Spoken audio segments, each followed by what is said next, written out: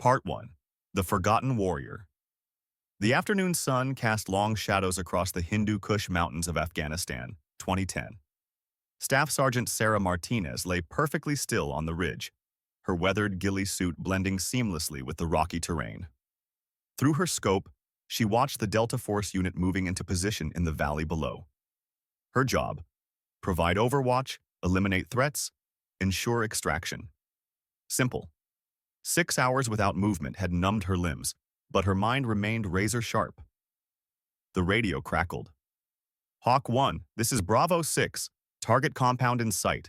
No movement detected. Sarah adjusted her scope slightly, scanning the ridgelines opposite her position. Something didn't feel right. Years of combat had honed her instincts, and right now they were screaming. There, a brief glint of sunlight on metal, nearly 3 kilometers away. She refocused, pulse steady. A Taliban sniper, his rifle trained on the Delta team leader. Bravo 6, this is Hawk 1. Hostile sniper, northeast ridge, preparing to engage. The response came immediately. Negative, Hawk 1, hold your fire. Range exceeds authorization parameters. Impossible shot. Sarah calculated rapidly. Distance, 2,047 meters. Wind, 12 knots from the west. Humidity, 15%. Temperature, 84 degrees. The shot was at the very edge of possible. He's aiming at Captain Reynolds, she said, voice flat. Hold position, that's an order. Sarah took a deep breath, employing the technique her father had taught her as a child. The Martinez breath, he called it. Time seemed to slow. The world narrowed to her scope, her target, and the space between. Sending it, she whispered, and squeezed the trigger. The bullet traveled for nearly 4 seconds, an eternity in combat. Through her scope, she watched the Taliban sniper's head snap back, his weapon tumbling from lifeless hands. Tango down, she reported. Before acknowledgement came, the valley erupted in gunfire. The Delta team had been spotted. RPG trails streaked across the sky. Ambush, taking heavy fire, screamed the radio. Sarah shifted positions, picking off attackers with methodical precision. 1 shot, 1 kill. Again and again. Then the world exploded in white-hot pain. An RPG had struck nearby, sending shrapnel tearing through her right shoulder. As darkness claimed her, Sarah's last thought was of her father's words. A sniper's job isn't done until everyone comes home. Fort Carson, Colorado, 2012. The metallic clink of brass shell casings dropping into Sarah's bucket echoed across the empty firing range. Her right shoulder throbbed in the cold morning air, the nerve damage a constant reminder of Afghanistan. 2 years since her medical discharge from active combat roles. 2 Purple Hearts, a Silver Star, and nothing to show for it except a bucket of spent brass and a shoulder that screamed when it rained. Captain Morgan's voice cut through her thoughts. Martinez, range needs to be spotless by Aero 900. We've got VIPs coming. Yes, sir, she replied, keeping her voice neutral despite the burning humiliation. From elite sniper to glorified janitor. The Army hadn't known what to do with her after the medical board deemed her unfit for combat operations due to permanent nerve damage, so they'd assigned her to range maintenance. In the bathroom mirror that morning, she'd studied the jagged scar running from her collarbone down her shoulder, still angry and red against her olive skin. Her ex-husband's email from last week lingered in her mind. I need a wife at home, not a broken sniper. She touched the Purple Heart medal in her pocket, a reminder of sacrifice now tainted with shame. She never wore it anymore. The rumble of approaching vehicles drew her attention. A convoy of Humvees pulled up to the range. American officers stepped out, accompanied by foreign military personnel. Among them stood a tall figure with piercing blue eyes and a precisely trimmed mustache, Major Thomas Crawford of the British Special Air Service. Sarah froze. 7 years ago, Crawford had been her instructor during a NATO exchange program. Now, he walked past without a glance of recognition, examining the range setup with critical eyes. Impressive facility, Colonel, Crawford said to the American commander, his British accent crisp. Though I notice you have a target set quite far out. That must be, what, 3,200 meters? 3,085 meters, Actually, replied Colonel Harris proudly, we use it for theoretical exercises. Crawford's eyebrow arched. Theoretical? In Her Majesty's service, we prefer practical demonstrations to theory. A pause. My personal best is 2,970 meters. Afghanistan, 2009. Confirmed kill. The demonstration began. American snipers performed admirably at standard distances, 600 meters, 800 meters, 1,000 meters. But when it came to extreme ranges, the success rate plummeted. Respectable, commented Crawford, though his tone suggested otherwise. Colonel Harris's face reddened slightly. Perhaps you'd like to demonstrate, Major. Crawford performed flawlessly up to 200 meters, then gestured toward the distant target at 3,285 meters. Has anyone ever hit that target? He asked casually. The colonel stammered. It's extremely difficult. Wind conditions alone make it nearly impossible. Crawford smiled coldly. As I thought. Best left as a theoretical exercise then. Something broke inside Sarah. She set down her bucket and walked toward the firing line. The officers turned, confusion evident on their faces. Excuse me, sir, she said, addressing Colonel Harris. Her voice was steady, respectful, but there was steel underneath. Martinez, what are you doing? Captain Morgan hissed. Get back to work. Crawford looked at her for the first time, amusement playing at the corners of his mouth. I'm sorry, did the cleaning lady just volunteer for precision shooting? Several British officers chuckled. Sarah felt heat rise in her cheeks, but her voice remained steady. Staff Sergeant Sarah Martinez, sir. 2 tours in Afghanistan. Sniper qualified. Personal best confirmed kill at 2,847 meters. The chuckling stopped. Crawford's expression shifted slightly, though the condescension remained. And you think you can hit a target at 3,285 meters with equipment you haven't zeroed, in conditions you haven't studied, after spending the morning collecting brass? I'd like to try, sir. Colonel Harris looked uncomfortable, caught between protocol and curiosity. Crawford smiled coldly. If the staff sergeant misses, she continues her custodial duties without complaint. But if by some miracle she hits the target, I suppose I owe her an apology. Sarah nodded once. I accept those terms. As the officers stepped back, an elderly man approached from the side of the range. Master Sergeant James Wilson, the base's senior sniper instructor. At 68, with thinning white hair and weathered skin, Wilson was a relic from another era. Vietnam, Desert Storm, countless classified operations. You sure about this? Wilson asked quietly, using her first name despite protocol. Yes, Master Sergeant. Wilson studied her face. You have his eyes, you know. Same determination. At Sarah's confused look, he continued. Carlos Martinez and I served together in SEAL Team 6 during Desert Storm. He was the best shooter I ever saw. Wilson glanced at the distant target. Until now, perhaps? Before Sarah could process this revelation, Wilson leaned closer. This is the opportunity you've been waiting for. Show them what a Martinez can do. Sarah picked up the M24 rifle, feeling its weight, assessing its balance. The scope was standard issue, not customized for extreme range work. She began her calculations. At 3,285 meters, the 7.62 miniature NATO rounds would drop approximately 152 meters from the muzzle. The wind would push the bullet several meters right.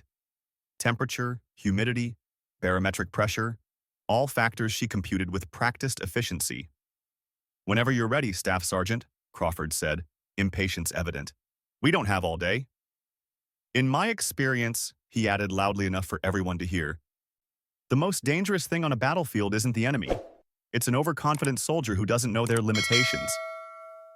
Sarah ignored him, settling into position behind the rifle. She thought of Afghanistan, of her father teaching her to shoot in the Texas Hill Country when she was 12. The rifle is just a tool, Mija, he'd said. The real weapon is the person behind it, their focus, their discipline, their heart. She found her natural point of aim, then made adjustments. The crosshairs settled at a position that would seem absurdly high and left to an inexperienced shooter, compensating for bullet drop and wind drift over the extreme distance. She began the Martinez breath. Inhale deeply, release half, hold. In that moment of perfect stillness, she squeezed the trigger. The rifle bucked against her injured shoulder, sending a jolt of pain down her arm. The sound echoed off the surrounding mountains like thunder. Through the scope, she watched, counting the seconds. 1, 2, 3, 4. An eternity passed before the spotter's call came. Impact center mass! Direct hit! The range erupted in noise. Competitors shouted in amazement. Officials chattered into radios. Sarah slowly lifted her head from the scope, face impassive despite the triumph roaring inside her. Crawford stood frozen, disbelief etched across his features. For the first time, he looked at her, really looked at her, and something like respect flickered in his eyes. That evening, as Sarah cleaned her assigned rifle in the armory, Crawford approached. "Staff Sergeant Martinez," he began formally. "That was extraordinary shooting today." "Thank you, sir," Crawford hesitated, then continued. "The British Army is hosting an international sniper competition next month at Kings Lake Training Facility in Scotland. Teams from 12 countries, the best military marksmen in the world." Sarah waited, sensing there was more. "I'd like you to represent the United States," he finished. "Why would you do this, sir? After today?" Crawford's smile was enigmatic. "Let's just say I believe in giving people the opportunity to prove themselves, especially those with unique talents." As Crawford walked away, Wilson appeared beside her. "Be careful, Sarah. Crawford isn't who he pretends to be." "What do you mean?" Wilson's voice dropped to a whisper. "Your father contacted me before he died. He mentioned Operation Eagle Talon." At Sarah's blank look, he added, "If that's why Crawford is approaching you, we need to prepare." Part 2. Crosshairs. Dawn broke over Fort Carson as Sarah began her training regimen under Wilson's watchful eye. The old sniper pushed her relentlessly, designing courses that tested not just her marksmanship, but her tactical thinking, physical endurance, and mental resilience. "Sniper work is 90% preparation," Wilson told her. "Any fool can pull a trigger. What separates the great ones is what happens before the shot." Sergeant Ryan Thompson had been officially assigned as her spotter for the competition. 40 years old with a perpetual 3-day stubble and eyes that had seen too much, Thompson initially viewed the assignment as punishment. "My brother died in Afghanistan while training to become a sniper," he told her bluntly during their first session. "I didn't ask to babysit a wounded soldier playing at being elite." Sarah met his gaze steadily. "Then help me become elite again." Over the following weeks, their relationship evolved from professional tolerance to genuine respect. Thompson recognized in Sarah what the Army had overlooked: a natural-born warrior with unbreakable determination. One evening, Wilson found them still at the range long after they should have finished, practicing in the fading light. "You two planning to sleep out here?" he asked, but approval shone in his eyes. "Just one more drill, Master Sergeant," Sarah replied without looking up from her scope. Wilson watched them work. "You're starting to function like a real team. Good. You'll need that in Scotland." Later, Wilson took Sarah to his small office on base, closing the door before speaking. "There's something you need to know about Eagle Talon," he began, pulling a worn photograph from his desk drawer. 3 young men in specialized combat gear stood arm in arm, grinning at the camera. Wilson, her father Carlos, and a younger Thomas Crawford. In the late 80s, the US and Britain created a joint program to identify and recruit exceptional marksmen for specialized operations, assassinations, though we never called them that. Your father was one of the first recruits, codename Hawk. Sarah stared at the photo, struggling to reconcile this information with the quiet, principled man who'd raised her. Carlos left after a mission in Bosnia went wrong. Civilian casualties? The kind of thing that changes a man. Wilson's expression darkened. He discovered that elements within Eagle Talon had gone rogue, selling their services to private interests. He gathered evidence, threatened to expose them. "His heart attack," Sarah said slowly, a cold realization dawning. "You don't think it was natural?" 3 days after he told me he had proof. Convenient timing. The next morning, during a long-range practice session, a shot cracked past Sarah's head, missing by inches. Thompson tackled her behind a concrete barrier. "Sniper! High position! 600 meters east!" he shouted, his combat instincts taking over. A thorough search yielded nothing except a single 7.62mm NATO casing at an abandoned position. "Professional work," Wilson said grimly. "Get in, take the shot, disappear without a trace." "That wasn't an accident," Sarah stated, brushing dirt from her face. "No," Thompson agreed. "If they wanted you dead, a shooter with that skill wouldn't have missed. This was a warning." That night, Sarah examined her father's sniper journal more carefully than ever before. She noticed something odd, a small cut along the binding, as if someone had searched for something hidden inside. "Crawford believes you have whatever evidence your father collected," Wilson explained when she showed him. "That's why he wants you in Scotland. To get close to you, to find what Carlos hid." The Kingslake training facility in Scotland loomed before them, a sprawling military complex nestled between rolling hills and dense forests. As their transport pulled through the gates, Sarah studied the layout, noting firing ranges, obstacle courses, and administrative buildings. Crawford greeted them personally, his manner professionally cordial. "Staff Sergeant Martinez. Sergeant Thompson. Welcome to Kingslake. The other competitors are already settling in." In the mess hall that evening, Sarah observed the international teams. Germans, Russians, Israelis, French, the elite of the elite. A tall blonde woman approached their table.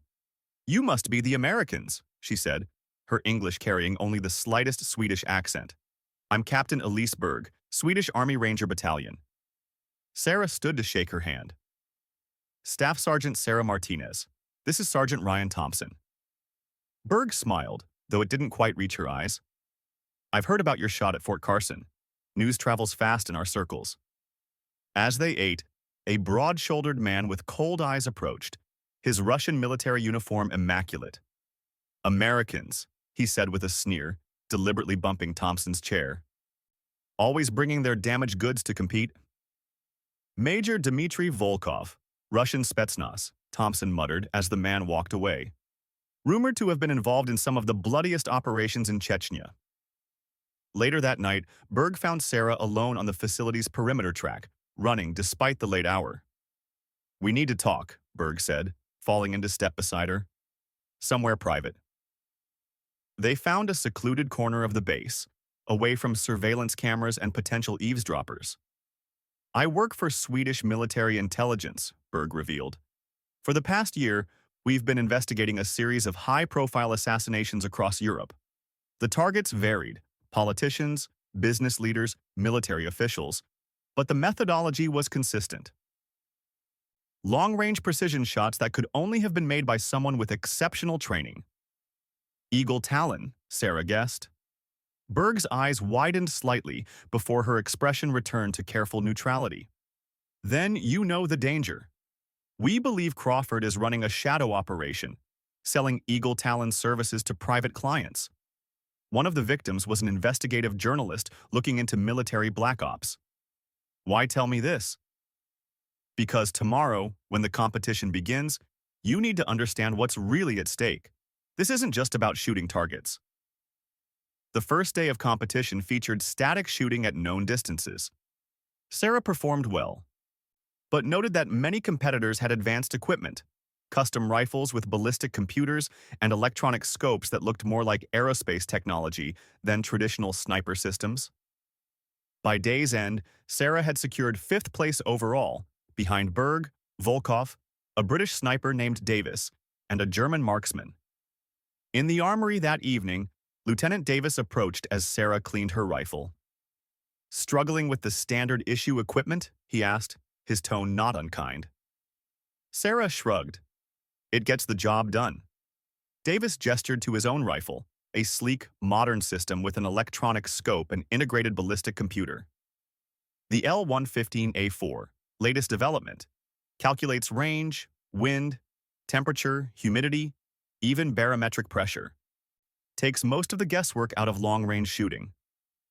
"Must be nice to have a computer do the math for you," Sarah replied. Davis bristled slightly.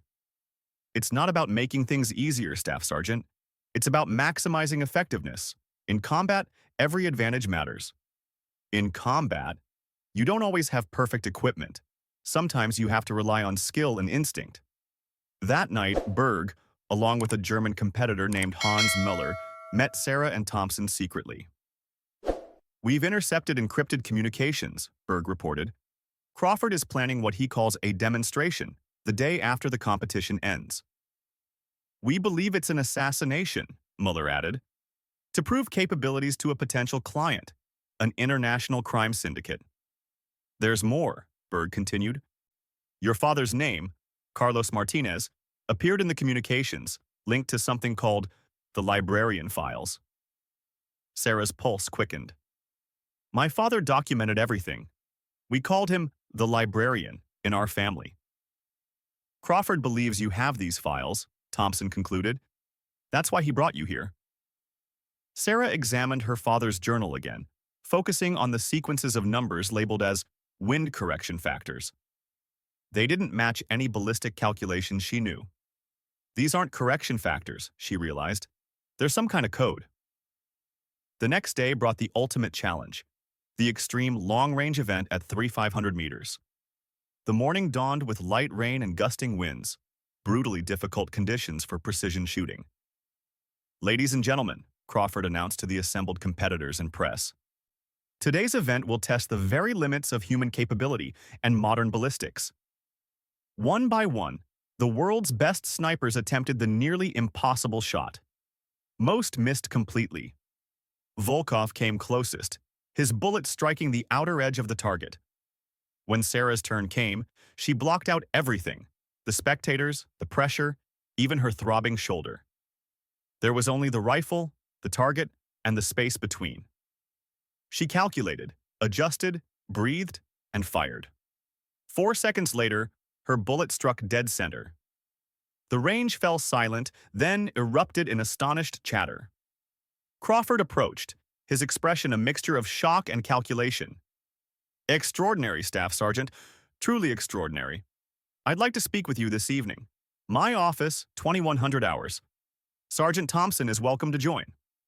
As he walked away, Sarah and Thompson exchanged glances.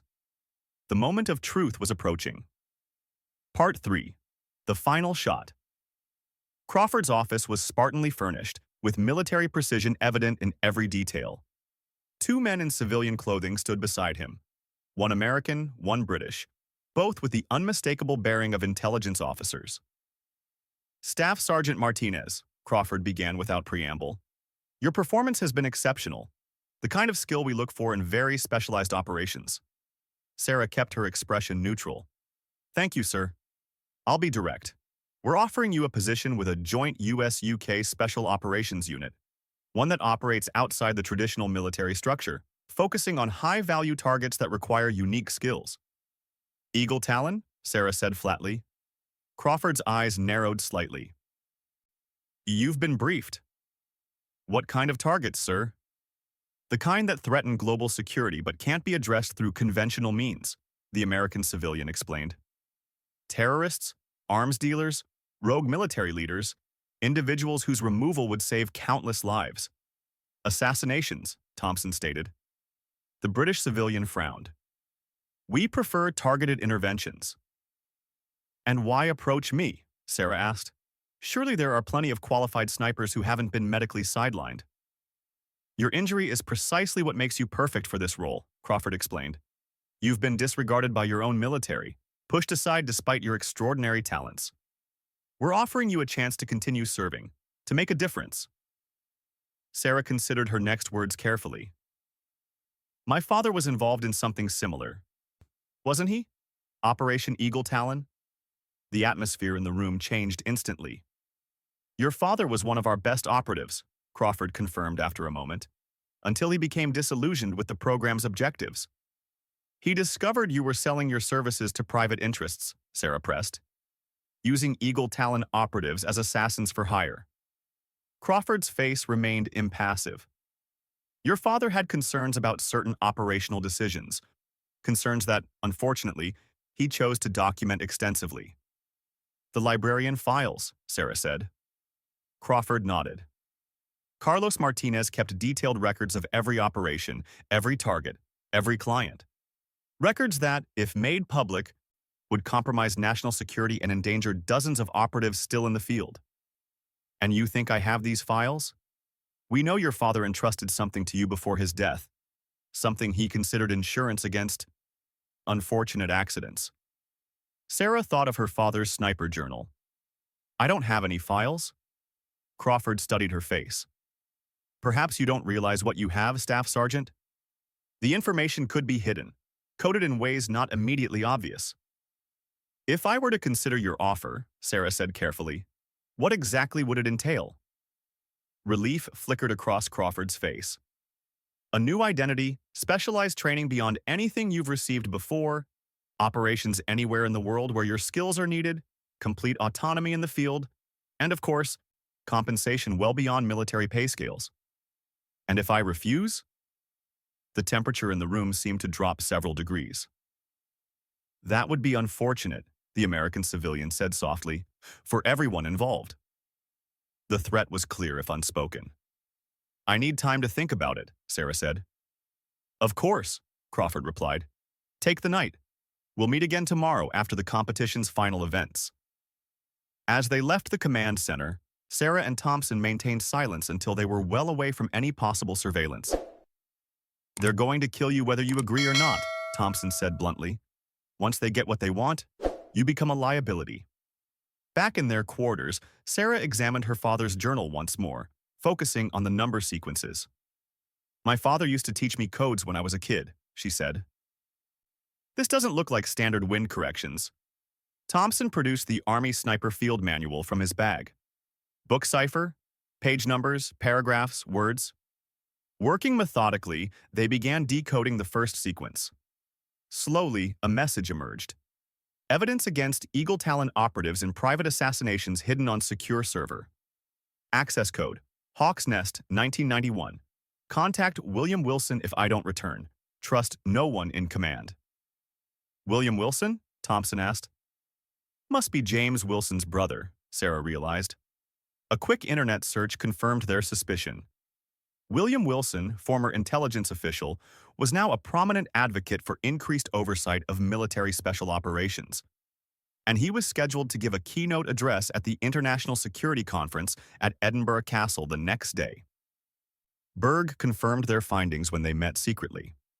We've detected sniper equipment being moved to a position near Edinburgh Castle. Crawford is planning to eliminate Wilson to protect Eagle Talon's secrets.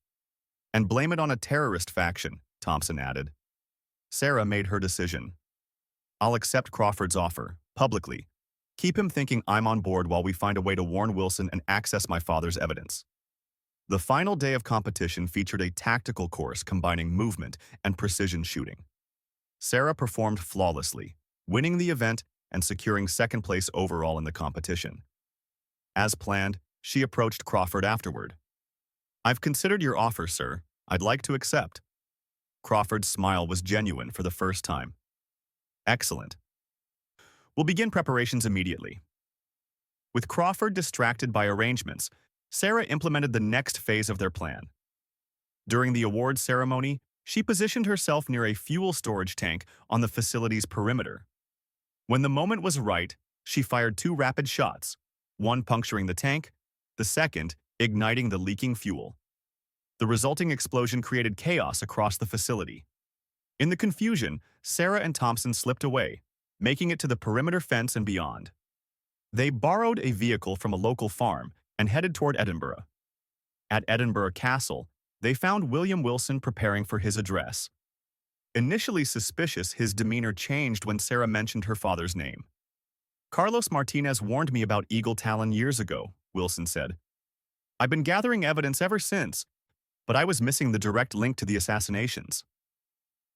Using the access code from her father's journal, Sarah logged into a secure server and downloaded the Librarian Files, detailed records of Eagle Talon's legitimate operations and its shadow activities, including bank transactions linking Crawford directly to several high-profile assassinations. This is everything we need, Wilson said. With this evidence, We can shut down the rogue elements of Eagle Talon permanently. Security personnel reported a possible hostile surveillance team near the castle. Wilson insisted on proceeding with his presentation, now modified to include the evidence from Carlos Martinez's files. The best way to protect ourselves is to make the information public, he argued. Once it's out, killing us serves no purpose. Sarah took up position in an unused office with a clear view of the surrounding area. Through her scope, she scanned potential sniper locations, focusing on a church tower approximately 600 meters away. There, movement behind a louvered window. One of Crawford's operatives, setting up a shooting position. She radioed Thompson, who was moving to intercept with local security forces. But as she continued scanning, she spotted a second shooter on a rooftop much closer to the castle. Volkov, positioning his rifle with practiced efficiency. No time to warn anyone, no time for backup. Sarah had one chance. She settled behind a hunting rifle. Far from ideal for the shot required, but her only option. The distance to Volkov was approximately 900 meters, a challenging shot under normal circumstances, nearly impossible with unfamiliar equipment and from her compromised position. She calculated rapidly, compensating for the rifle's limitations and the gusting wind. The Martinez breath. Time slowed. As Volkov prepared to fire, Sarah squeezed the trigger. Her bullet struck Volkov's rifle with surgical precision, knocking it from his hands a split second before he would have fired. Security forces swarmed his position while Thompson and Berg's team successfully captured the first sniper. In a van nearby, they found Crawford coordinating the operation, with communications equipment linking him directly to both shooters. 1 year later, Sarah stood before a new class of sniper candidates at Fort Bragg, North Carolina. Her uniform bore the insignia of her new rank, Major, and the shoulder that had once been declared unfit for duty now moved with only the slightest hint of stiffness. Sniper work isn't just about taking the shot, she told the attentive faces before her. It's about knowing when not to take the shot. It's about responsibility, judgment, and ethics. The advanced training program she had designed emphasized not just technical skills but ethical decision-making, ensuring that America's military snipers would never be used as tools for private interests. Thompson, now a captain, served as her deputy, their partnership forged in fire, now dedicated to training the next generation. Crawford had been sentenced to 30 years for conspiracy to commit murder and a host of other charges. The Eagle Talon program had been reformed, with William Wilson heading a special oversight committee to ensure accountability.